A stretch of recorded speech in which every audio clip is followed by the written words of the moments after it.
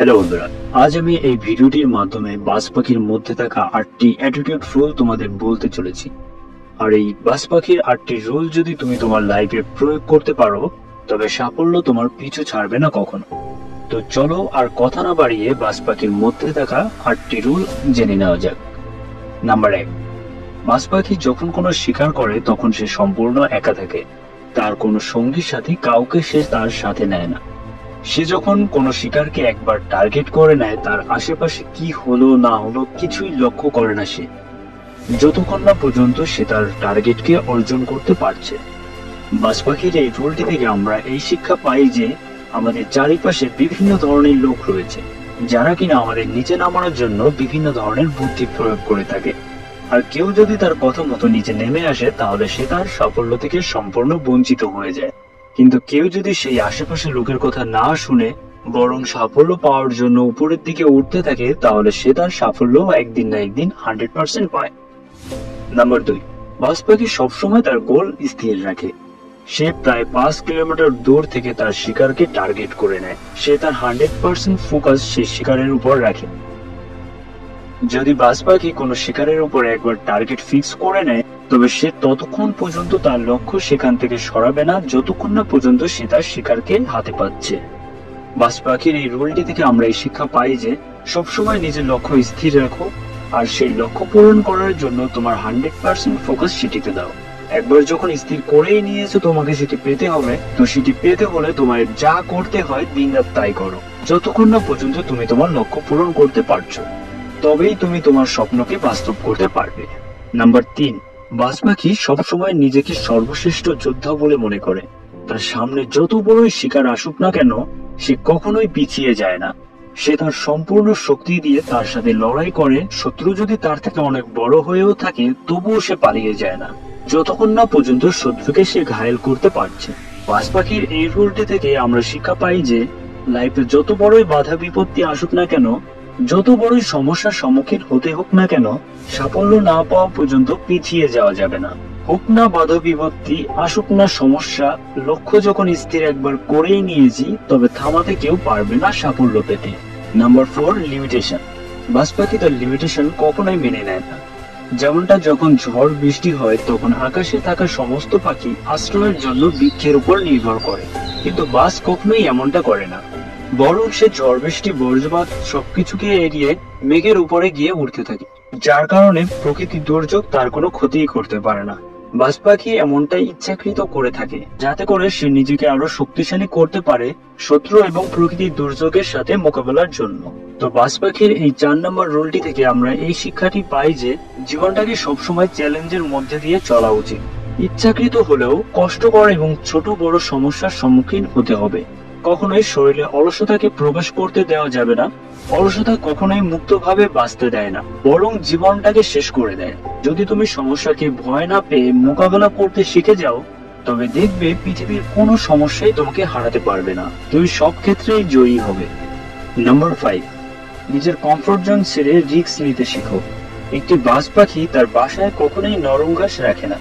বাজ পাখির বাচ্চা যখন ছোট থেকে বড় হতে থাকে, তখন সে তার বাসায় যদি কিছু নরম ঘাস থাকে, সেগুলো সে ফেলে দেয়, কারণ সে তার বাচ্চাদের কমফোর্ট জোন বলতে যে কিছু রয়েছে সেটা বুঝতে দিতে চায় না। বাজ পাখি তার বাচ্চাদের সবসময় সমস্যা এবং রিস্কের মধ্যে ইচ্ছাকৃত ফেলে দেয়। যেমনটা একটি বাজ পাখির বাচ্চা যখন একটু বড় হয়, বাজ তখন তার বাচ্চাটিকে নিয়ে আকাশের অনেক উঁচুতে গিয়ে নিচের দিকে ফেলে দেয়। যদি বাচ্চাটি তার জীবন বাঁচানোর জন্য উঠতে পারে তো ভালো, আর যদি না পারে, বাজ পাখিটি তখন তাকে মাটিতে পড়ার আগেই ধরে নেয়। এমনটা সে বারংবার করতে থাকে যতক্ষণ না পর্যন্ত সে নিচ থেকে উঠতে পারছে।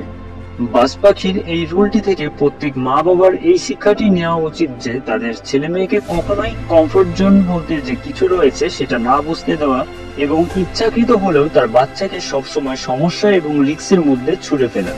তবেই না বাজ পাখিটির মতো শিশুটি বড় হয়ে সাহস এবং নিজের মধ্যে অ্যাটিটিউড তৈরি করতে পারবে।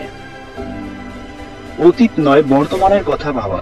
একটি বাজ পাখির যখন 30 থেকে 40 বছর বয়স হয়, তখন তার বেঁচে থাকার সব থেকে বড় লড়াইটি তাকে সম্পূর্ণ একাই লড়তে হয়।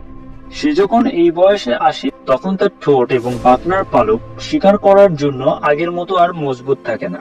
এই সময়টা বাজ পাখির হাতে দুটো অপশন থাকে, হয় নিজের মৃত্যু স্বীকার করে নেওয়া না হয় তীব্র কষ্ট যন্ত্রণা সহ্য করে আরো 30 বছর বেঁচে থাকার লড়াই লড়া।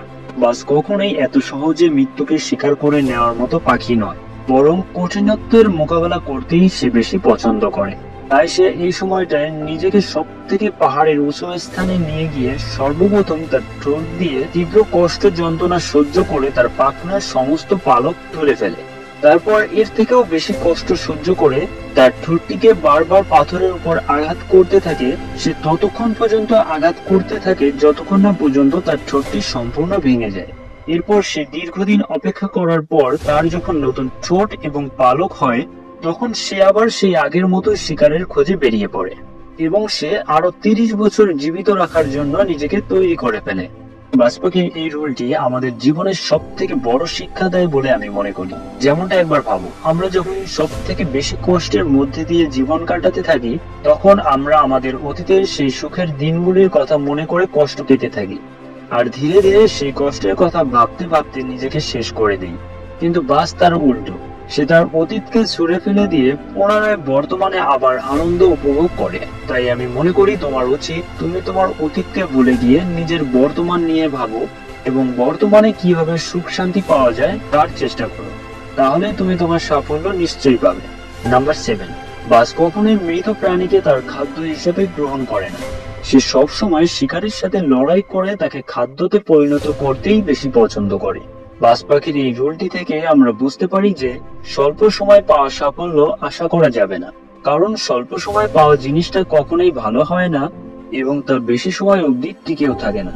সব সময় মনে রাখবে, পরিশ্রম করে পাওয়া সাফল্য তোমাকে ঠকাবে না কখনো, যার স্বাদ সবসময় মধুরই হবে। নাম্বার 8, সহ্য ক্ষমতা। বাজ পাখির এই রুলটি তোমাকে ভালোভাবে বোঝানোর জন্য একটি ছোট গল্পের কাহিনী শোনাই। একবার একটি বাজ পাখি গাছের ডালে বসেছিল। হঠাৎ কিছু কাক এসে তাকে অ্যাটাক করে, কিন্তু বাজ পাখিটি তখন ওই কাকগুলোকে কিছুই বলে না, বরং সে আকাশের দিকে উড়তে থাকে। কাকগুলো তার পিছু পিছু উপরের দিকে উঠতে থাকে এবং তার মধ্যে থাকা একটি কাক বাজ পাখির গায়ের উপরে উঠে তাকে আহত করার চেষ্টা করতে থাকে, কিন্তু তারপরও বাজ পাখিটি কিছুই বলে না।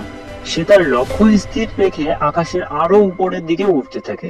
ধীরে ধীরে সে এতটা উপরে উঠে যায় যে কাকগুলো অক্সিজেনের অভাবে জ্ঞান হারিয়ে নিচের দিকে পড়ে যেতে লাগে। বাজ পাখিটি তখন তার গায়ের উপরে থাকা যে কাকটি ছিল তাকে তার শিকার করে নেয় এবং বাকি কাকগুলো নিচে পড়ে মারা যায়। বাজ পাখির এই গল্পটি থেকে আমরা এই শিক্ষাটি পাই যে বুদ্ধিমান ব্যক্তি সে নয় যে ইটের জবাব পাথর দিয়ে দেয়, বরং বুদ্ধিমান ব্যক্তি সে যে কিনা সেই ছুঁড়ে আসা ইট দিয়ে নিজের ঘর তৈরি করে নেয়।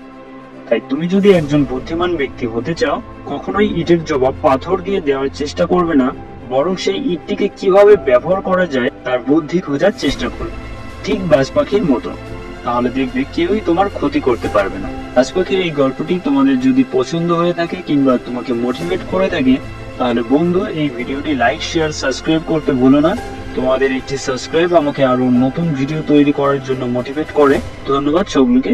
দেখা হবে নতুন কোনো আরো একটি টপিক নিয়ে। ততক্ষণ পর্যন্ত ভালো থাকবে। বাই।